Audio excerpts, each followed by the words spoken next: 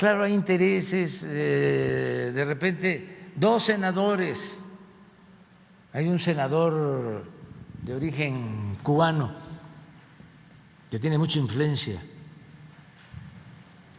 en Florida, que ese constantemente, ¿no?, defiende estos intereses, ¿no?, de quienes nos ven como si fuésemos colonia, y siempre están en contra. Bueno, declaró ayer, antier, pero son 2 o 3, y aunque sean 100, si no tienen la razón, no. Y México es libre y es soberano. Pero aquí están pruebas, hechos.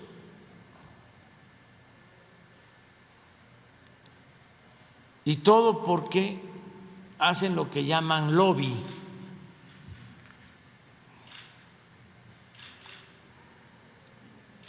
Los que se dedican a los negocios jugosos, al amparo del poder, y antes eran como dueños de México. Es el caso de las empresas españolas. Si ahora no es buena la relación, y a mí me gustaría que hasta nos tardáramos en que se normalizara, para hacer una pausa que yo creo que nos va a convenir a los mexicanos y a los españoles, desde luego al pueblo de México y al pueblo de España, hacer una pausa en las relaciones, porque era un contubernio arriba, una promiscuidad económica, política, en la cúpula de los gobiernos de México y de España, pero como 3 sexenios seguidos. Y México llevaba la peor parte, nos saqueaban.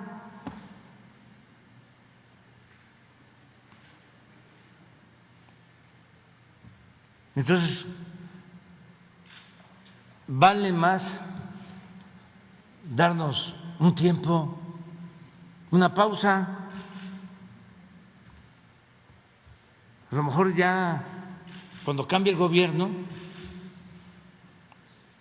ya se restablecen las relaciones, y yo desearía, ya cuando ya no esté yo aquí, de que no fuesen igual como eran antes. Aquí está Octavio, el director de Pemex. Platícales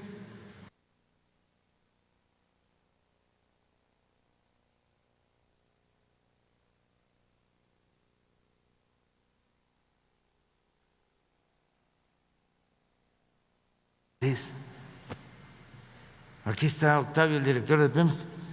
Platícales cómo nos iba con las empresas españolas. A ver, sí, un ejemplo. A ver, ¿cómo nos fue con Repsol? Que iban a sacar más gas de la cuenca de Burgos. O platícale de los astilleros, o de cualquier otro negocio, de una vez. Acuérdate de uno, así que lo puedas contar en breve. Bueno, en el caso de los astilleros, por ejemplo, de Vigo, fue un negocio. Vigo, España, porque nosotros hablamos para el pueblo. Sí. O sea, súbele, no bájale. Fue unos astilleros en España, en Vigo, en España, que estaban prácticamente en bancarrota, estaban cerrados, y en alguna visita que hicieron las autoridades mexicanas decidieron rescatar esos astilleros que estaban cerrados, estaban quebrados, y para ello compraron el 51% de las acciones de esos astilleros. Se le invirtió dinero mexicano de parte de Pemex, pero no alcanzaba para echar adelante la actividad de los astilleros. Entonces se les encargaron construir unos barcos para prestarle servicio a Pemex. Se les llama floteles porque son unos barcos muy grandes con capacidad para 600 personas, para que duerman 600 personas, que prestan servicio en las plataformas, sobre todo en Campeche, y se encargaron estos floteles, se construyeron. Cuando se terminaron de construir los floteles, resultó que Pemex no los requería, no los necesitaba, se les habían encargado nada más para darles el negocio, para darle viabilidad a los astilleros, y entonces se decide que había que venderlos porque no se requerían. Lo curioso del asunto es de que estos barcos, que habían costado cada uno de ellos alrededor de 80 millones de euros, pues cuando se ofrecieron en el mercado, nadie quería pagar arriba de la mitad de lo que le habían costado a Pemex. Entonces, no solo fue un tema de que se les dio dinero, se les compraron acciones, sino que se les dio un trabajo que se cobró a un sobreprecio, y al final del día la empresa siempre producía pérdidas. Pemex nunca ganó un solo centavo. No solamente fue la compra de acciones, sino una cantidad de dinero que garantizaba los trabajos que hacían los astilleros y que estaba respaldado por Pemex. Y esa negociación en esta administración, presidente, la concluimos, logramos recuperar el precio, el dinero que habíamos invertido en las acciones y lo que teníamos respaldando como garantía los trabajos de esa empresa, pero fue indudablemente un pésimo negocio para Petróleos Mexicanos. Como ese, muchísimos, caso que comentaba el presidente de Repsol, pues fue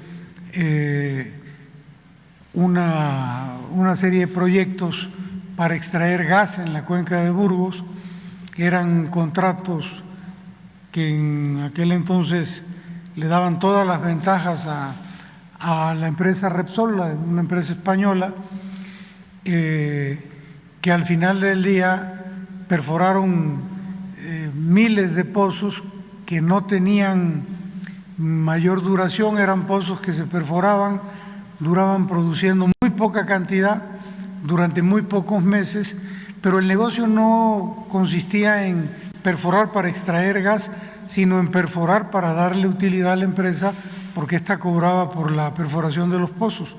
Al final del día, pues no fue exitoso ese proyecto, y hoy día pues ya conocemos la historia. Pemex importa gas. Por cierto, que derivado de esos proyectos de producir gas en esa zona, presidente, cuando llegamos nos encontramos con un contrato que tenía Pemex con una empresa que había construido un gasoducto de Poza Rica a la refinería de Tula, y ese gasoducto pues evidentemente era para transportar gas. Cuando nosotros nos enteramos de esto, preguntamos que si cuánto gas se traía de allá, y resultó que no se traía nada de gas, y preguntamos que si desde cuándo no se traía gas, y la respuesta fue que nunca se trajo gas. A estas alturas habían transcurrido 5 años de que se había construido el gasoducto. Era un pago que se hacía del orden de 4.2 millones de dólares, alrededor de 100 millones de pesos mensuales, que se pagaron durante 5 años por no transportar absolutamente nada. Y esto se hizo en la lógica de que se iba a producir mucho gas en esa zona.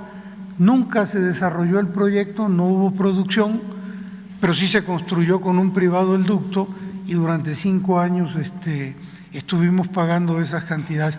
También desde el principio de esta administración el presidente nos dio la instrucción de suspender los pagos, de cancelar ese contrato, y hoy día pues ya no está en vigor. Pero bueno, infinidad de asuntos. Escribe un libro. Bueno, ya es la hora, no nos vamos